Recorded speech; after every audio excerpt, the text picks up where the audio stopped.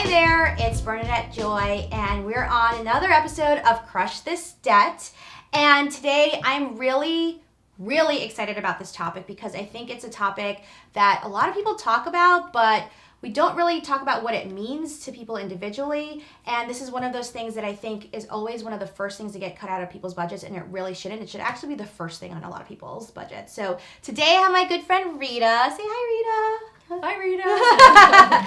And she is a self-care expert, and today we're going to pick her brain about how you can save money and how you can fit self-care into your everyday life and also your budget. So thank you so much for coming. Well, thank you. Thank you for having me. This is awesome. So tell me who you are, what you do, how you got into this. So I am a health coach, and so what I do is I connect the dots for my clients between their stress levels and the negative impact it has on their life, health, and well-being.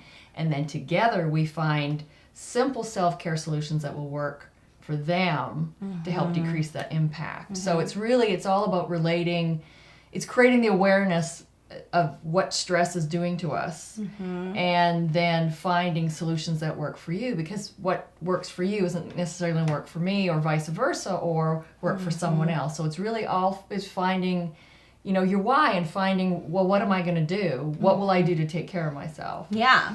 So there's a couple key things that I already noted from what you said. So one is determining your stress levels, yes, right, and how that impacts. And a lot of people that I talk to either say that they are really stressed but don't realize how stressed they are. Or there's some people like me who I'm like, I'm good, I'm not stressed. And then I go to the doctor and I'm like, I've been having headaches for like 3 months straight. And they're like, are you stressed? I'm like, no. Like, you know that headaches is a sign of stress, right? So how do you determine someone's stress level? So really through, I have several different stress quizzes. The simplest one is actually a list of 20 different symptoms. And they go from irritability to headaches to back pain. Can I sleep? Are you moody? Do you anger easily? And then you just check. I just checked off all those. And mentally I was like, oh my God, I must be super stressed because that's everything that I do on a daily basis. That's funny. So really using just that simple basic guide is, wow, okay, I seem to be checking off a lot of boxes. There might be an issue here. I maybe stress is really affecting me more than I realize, and I need to look into that. Yes. And then the other part that resonated just now was simple. Like you said, simple self-care. So what does that mean? It has to be simple. So the definition of self-care, let's start with that. Yes. Is any intentional action you take to take care of your mental, emotional, physical, or spiritual health. Okay. Yeah. So that opens the door to, working out at the gym, doing yoga class, going for hikes, meditation, reading scripture, all those things. And a lot of those things take a lot of time. And I believe we get overwhelmed. I know I get overwhelmed if I think, okay, well, I'm going to start doing self-care and I'm going to go to the gym now 3 times a week, which is going to take an hour and a half to 2 hours of my day. I don't have that. Right. So what I've done is I've created simple self-care, which is any intentional self-care action you take that is not rocket science, not complex, and can slide effortlessly into your day. That's as easy as getting out of bed the right way. I like that. And I think people overlook that part because, to your point, a lot of feedback that I get when we're talking about finances and budgeting and stuff is like they're cutting out all of these things that help reduce that stress. And if anything, I notice that when people get super stressed and they don't make great choices, and that feeds into their health, their eating habits, and their finances, of course. Like for me, I used to do a lot of retail therapy when I was super stressed, and that definitely had an impact on my finances. Absolutely. Which then made me more stressed, and then it was like a cyclical thing, right? Finding activities that reduce that level of stress, but also, feed into your lifestyle, like you said, and also that, I like how you said slides into. Because it has to. Because, my ideal client are busy moms that are businesswomen, or busy single women that you're busy. Yeah. So if I were to say, okay, Bernadette, now we're going to start you on a program, and every Monday, Wednesday, Friday, you're going to be in the gym for 2 hours, and you're thinking, oh my gosh, I can hardly get my laundry done or my house cleaned, or when am I going to look after you're not going to do it. So I really feel like that's setting yourself up for failure. Yeah. So with simple self-care, let's let's start off with one simple thing. Just one thing. If I ask you to get out of bed the right way, or maybe stretch while you're brushing your teeth, because maybe you have lower back pain, so you want to, loosen those tight hip flexors. Yeah. And if you focus on that one thing and you did it, it's like, yay me, I did it. Yeah. Yeah. And then that's your focus. And then there's empowerment.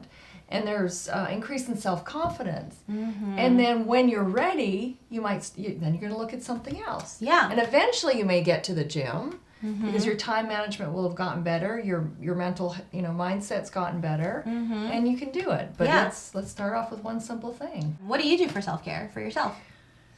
If I were to tell you everything I did, it would. Now I've been doing this for a really, really, really long time. So what? So let me rephrase this question. How about when you started on this self-care journey yourself? What was that first baby step that you took to do self-care? Well, I started self-care in my teens, so without realizing it, because I do suffer. I do deal with mild depression at times and anxiety.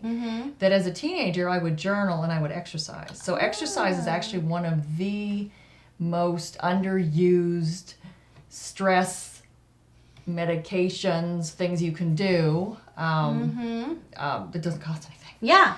So that's really where I started in my teens, and then I've had very stressful jobs. I used to be a respiratory therapist, did that for 20 years. So your 12-hour shifts. And at any moment, we worked in the intensive care unit, so someone could have a heart attack. We could have someone come into the ER.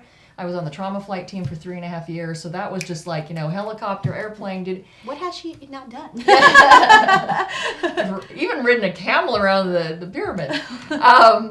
So realizing that there's an issue and I don't feel good, so how do I would continue with exercise. Even on the slow days, I would do stairs around the helicopter pad. Like I would still try and find ways, or walk my dog, like when I was at home, trying to find ways I needed to do exercise. Now, and having said that, in my mid-20s, I had lower back surgery.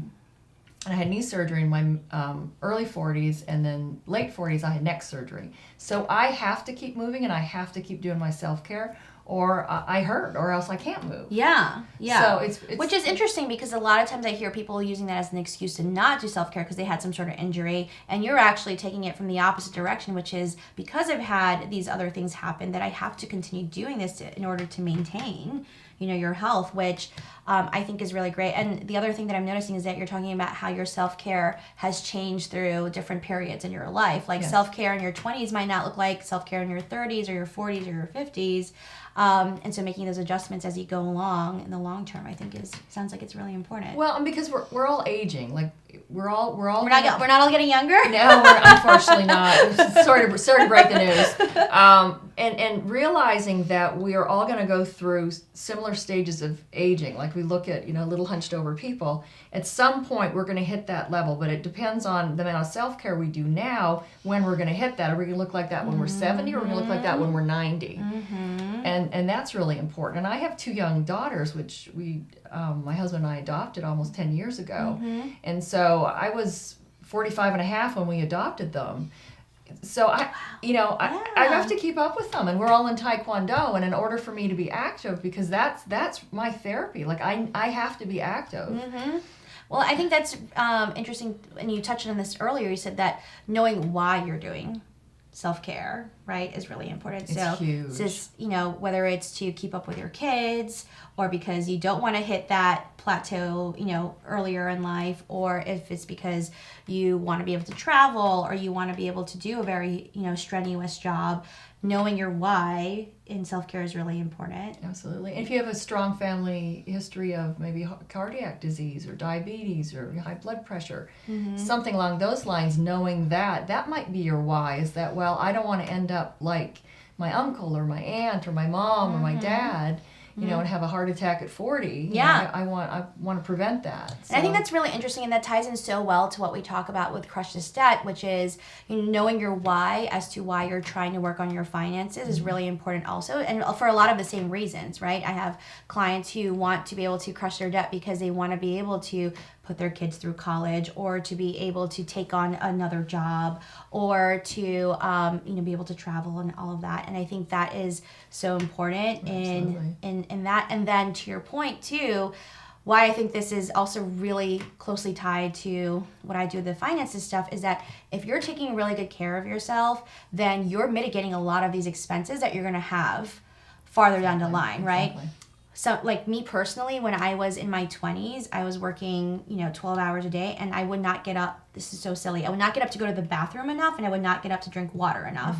And I ended up landing in the hospital with a kidney infection because of that, which was really expensive, and I could have prevented that by just drinking a 50-cent bottle of water Right. every day, right? So thinking about, oh yeah, this might cost me some money or time right now, like that 45 minutes a day or that even 15 minutes a day, but long-term wise, you might be saving yourself a ton of money, expenses, energy, when you're doing these little things, right? Absolutely. So if you think of it this way, so I use Fitbit.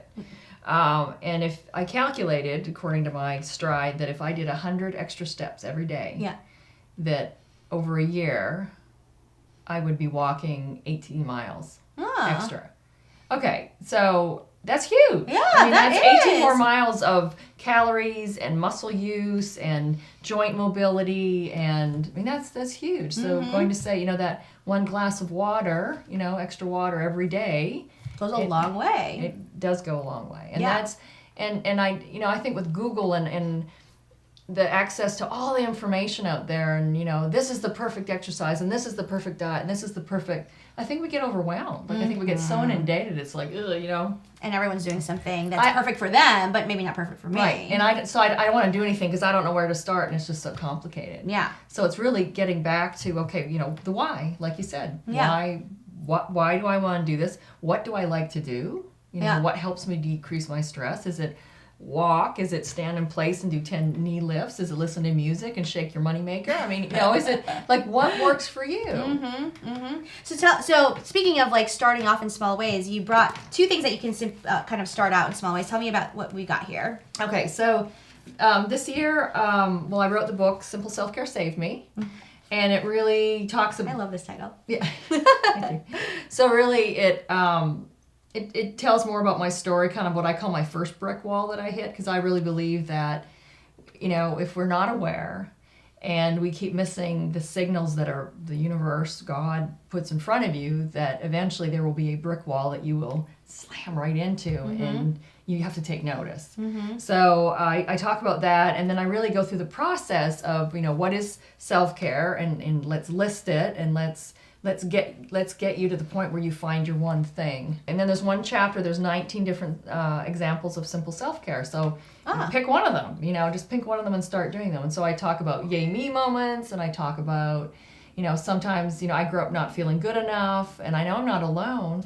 And identifying that and saying, I am good enough, and giving myself permission to take care of myself, because I run into a lot of women that feel really guilty, That they shouldn't be taking time for themselves. And then I always tell people it's like the airplane thing, right? You got to put your own oxygen mask first before you help somebody else, right? So. And how can I take care of you, and how can I take care of my friends and my business associates and my family, of course, and my kids and my husband, if I'm not taking care of me? I can't pour out of an empty cup. Yeah. So I have to do something, So yeah. Yes. I do a lot of self-care. Like I really, it sounds like it. You had 19 examples. I'm like, I can think of two. I do yoga, and actually we'll talk about this. I eat a lot of chocolate. So tell me about this chocolate situation. What I've started is, one of the little guys is just hid in the back. So what I started is called Simple Self-Care and Chocolate. So it's a monthly online meeting on Zoom, so you can meet from the comfort of your own home. I have two different times. I have Monday from 7 to 8 p.m., which is actually tonight, the second Monday of every month. Eastern time. Because we do have people everywhere. And the second Friday from noon to 1 Eastern time. And so really what it is, it's gathering, like-minded. It is a membership, it's exclusive, and I want, because I made it that way because I want like-minded women to gather. I don't want just anybody to see, what is this like? There has to be some kind of commitment. Yes. And there is chocolate involved. Which I love. I actually tried this chocolate myself. I ordered it and it came, and I actually, for myself, I ate it before I went to yoga, and it was awesome. And it's delicious. And So it's I partnered with this company out of Arizona. It's called Way of Chocolate, and so I have a chocolate reward system, point system. So when you join, you earn points. For each session you attend, you earn points, and refer friends, you earn points. And then when you get up to 10 points, then I will actually mail chocolate to your door. I mean, I feel like you know me so well. Like, that's one of the few things that would motivate me in life is like saving money and then, free chocolate. Yeah. Free good chocolate too. And this is really special chocolate. This is, they have like the little morsel, the little pieces wrapped. And well, it's cool because it's very hard when you have it, but then you're supposed to let it melt in your mouth, which I did not do the first time. I did not understand that, and then I read it again. I was like, oh, let me do this the right way, and it's such a different and I have experience. to have a second piece. Oh, darn. I've had like 2 pieces of chocolate today, so I think it's great, and I think it's such a creative way where, again, something so small, just having that little piece of chocolate, and like what I enjoy you saying consistently is intentionally going through the self-care situation. So I never thought about, when I eat chocolate, it's very not intentional, as in like, I'm always like, let me get as much chocolate in my body. So when I had your chocolate and I put it in my mouth, and then I was like thinking, and I was like, oh, like, I'm getting to actually enjoy this, the flavor of it, but also as, I felt very peaceful, because usually when I'm eating chocolate is when I'm like stressed, interestingly enough. So this was a great way to do it, and not expensive at all. So with all this great stuff, how can people find you? Well, my website is simpleselfcare.net. Simpleselfcare.net.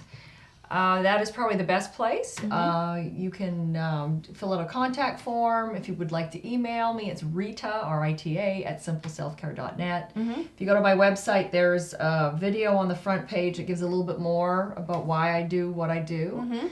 And you can, under services, you can find Self-Care and Chocolate and sign up and join us tonight. Join us on the second Monday, or second Friday. Awesome. Yeah, Well, I feel like I learned so much today, and it was a lot of good reminders for myself as well, so I really appreciate that. I appreciate you guys listening in today. Thanks so much to Rita for sharing all this awesome expertise around self-care. And if you liked what you saw in this video, you can check out more about Rita and about Crush This Debt on the links below, and tune in next time. We'll talk more about other parts of your lifestyle that you can save money, make money, and earn your way to the life that you want. See ya!